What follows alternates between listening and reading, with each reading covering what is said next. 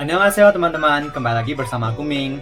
Video kali ini aku mau membagikan informasi tentang aktor Jisoo. Jadi agensinya K-east diminta ganti rugi sebanyak 38 miliar rupiah. Tapi agensinya menolak. Mari kita lihat pernyataan resminya seperti apa. Dan perwakilan aktor Jisoo juga menolak atas tuduhan pelecehan seksual dirinya. Yaudah, mari kita langsung mulai video kali ini. Jadi pada bulan lalu itu, Victory Contest atau rumah produksi dari drama Driver When the Moon Rises itu mengajukan pergantian rugi ke agensinya Jisoo sebesar 3 miliar won atau 38 miliar rupiah. Pada 26 Mei, agensinya Jisoo bilang ke Newsen kalau mereka bakal menunggu hasil dari pengadilan tentang pergantian rugi 3 miliar won itu. Untuk Victory Contest itu pernah menyatakan begini di siaran pers resmi mereka. K-east mengklaim bahwa mereka tidak bertanggung jawab atas pelanggaran kontrak karena keluarnya Jisoo adalah pemberitahuan sepihak oleh perusahaan kami dan KBS tanpa konfirmasi fakta yang cermat. Meskipun Jisoo mengakui dan meminta maaf atas bullying dengan berbagai kesaksian korban dan laporan media, K-east melakukan pelecehan sekunder terhadap korban bullying. Tidak hanya kepada kami, tetapi juga kepada aktor, sutradara, penulis, dan semua staf yang harus syuting ulang. Dengan memutarbalikkan fakta seolah-olah bullying Jisoo tidak benar. Informasi intinya itu adalah Victory Contest ini lagi meminta ganti rugi ke K-east sebesar 3 miliar won. Tapi K-east bilang ini bukan salah mereka dan mereka bakal menunggu hasil pengadilan. Jadi untuk ganti rugi ini sementara kita harus tunggu hasil pengadilan itu keluar. Terus untuk hubungan K-east sama Jisoo juga sudah berakhir di tanggal 27 Mei. Jadi dilansir dari Star News, K-east menyatakan bahwa mereka sudah memutuskan hubungan kontraknya dengan Jisoo karena kontroversi bullyingnya di masa sekolah gitu. Terus untuk aktor Jisoo sendiri, selama kontroversinya itu keluar, dirinya sudah nggak muncul di mata publik hampir 3 bulan.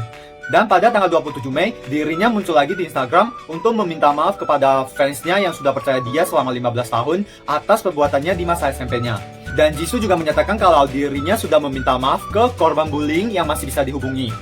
Terus untuk tuduhan pelecehan seksual dilakukannya, dirinya menolak atas tuduhan tersebut. Untuk netizen yang mengupload postingan tentang tuduhan tersebut juga sudah menghapus dan meminta maaf ke Jisoo. Walaupun postingannya sudah dihapus, tetapi rumor tentang Jisoo melakukan pelecehan seksual masih tetap beredar. Sehingga Jisoo dan kuasa hukumnya memutuskan untuk menempuh jalur hukum terhadap semua komentar jahat dan penyebaran hoax tentang dirinya. Dan melalui pengacaranya Jisoo juga memberikan pernyataan resmi yang menolak keras tentang pelecehan seksual dirinya. Berikutnya aku bakal bacakan isi pernyataan resminya. Sebagai perwakilan aktor Jisoo, firma hukum ini akan mengungkapkan posisi klien sebagai berikut. Segera setelah tuduhan kekerasan di sekolah dilontarkan, klien memposting permintaan maaf dengan tulisan tangan di media sosialnya dan menghubungi semua orang yang terlibat untuk meminta maaf langsung. Di antara klaim yang diajukan, terdapat banyak isu yang berbeda dari fakta sebenarnya. Namun klien tidak menanggapi bagian tersebut dengan masuk untuk merefleksikan tindakannya di masa lalu. Namun klaim palsu seperti klien melakukan kejahatan seksual di masa lalu telah meluas secara online. Sementara klien secara diam-diam hanya menerima semua klaim di atas benar.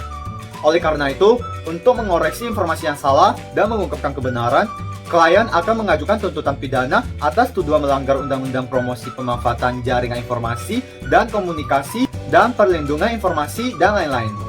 Selain itu, klien akan terus aktif menanggapi mereka yang menghina, seperti pencemaran nama baik atau hinaan yang sulit diungkapkan dengan menyatakan isu yang tidak benar. Kami sekali lagi dengan tulus meminta maaf karena telah menimbulkan kekhawatiran bagi banyak orang dengan proses tuntutan pidana ini. Intinya itu, Jisoo sudah pernah menghubungi korban-korban bullying itu untuk minta maaf. Tapi masih banyak rumor-rumor yang tidak benar tentang dia sudah tersebar luas di media sosial. Seperti rumor pelecehan seksual itu yang dinyatakan tidak benar oleh pihak Jisoo, sehingga mereka bakal melakukan tindakan hukum agar semua kebenaran itu terbongkar. Untuk kasus Jisoo, saya tidak mau terlalu banyak komen. Kita lihat hasil pengadilannya atau kedepannya bakal ada informasi apa, bakal aku bagikan lagi ke kalian. Jadi kalian sendiri yang mengambil keputusan gimana kalian menyikapi tentang kasus aktor Jisoo ini.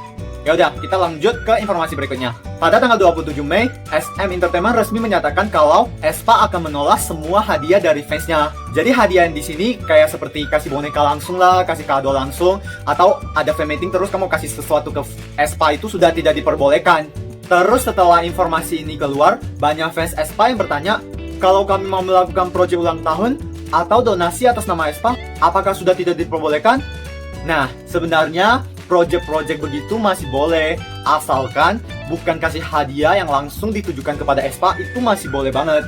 Soalnya sebelumnya juga ada idol-idol yang menyatakan secara resmi kalau mereka tidak terima hadiah, seperti EXO, BTS, G-Friend, Twice, dan masih banyak lagi gitu. Tapi untuk proyek ulang tahunnya itu masih diperbolehkan. Jadi kalian tenang aja, kalau kalian mau ngerayain ulang tahun aespa masih bisa banget gitu. Terus aku juga baca komennya banyak yang berterima kasih ke SM. Jadi keputusan untuk tidak menerima hadiah secara langsung itu juga demi keamanan aespanya sendiri. Takutnya ada fans yang punya niat jahat atau niat buruk. Jadi ini lumayan bagus juga.